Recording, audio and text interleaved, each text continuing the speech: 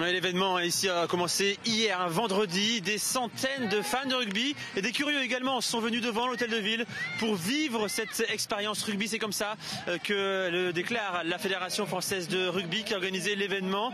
À mes côtés, il y a non pas un Parisien, mais un Béarnais. Abderrahmane est monté à Paris avec son équipe de jeunes qui affrontera une équipe en région parisienne demain, juste après la finale France-Nouvelle-Zélande. Abderrahmane, c'est une très bonne nouvelle de jouer au rugby à Paris. C'est pas un peu un crime de lèse-majesté quand on est du Sud-Ouest? Mais surtout que c'est pas, surtout que c'est pas tous les ans, c'est pas tous les jours qu'on monte. Donc chaque année on a un tournoi, donc on monte, mais il n'y a jamais eu plus de manifestations comme ça. Donc c'est toujours un plaisir de voir des manifestations pareilles et partager ces moments-là avec tous les amoureux du rugby. Donc voilà. C'est une belle opération pour le rugby français justement, d'avoir une équipe en finale de la Coupe du Monde. C'est important, on sait que le rugby en a besoin. Le rugby est un peu à la traîne en termes de licenciés, 400 000 licenciés, c'est 5 fois moins que le football.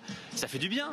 Ah ben oui, surtout qu'on essaie de sensibiliser, d'avoir plus de monde. Donc faire la France en finale de cette Coupe du Monde, ça fait quand même attirer plus de monde, notamment les gamins.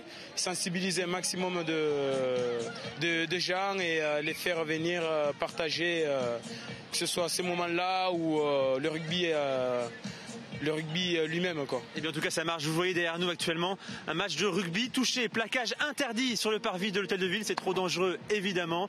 Tous ces gens, tous ces fans de rugby, on les retrouvera évidemment demain aux alentours de 9h30, 10h pour suivre la finale de la Coupe du Monde du rugby devant un écran géant.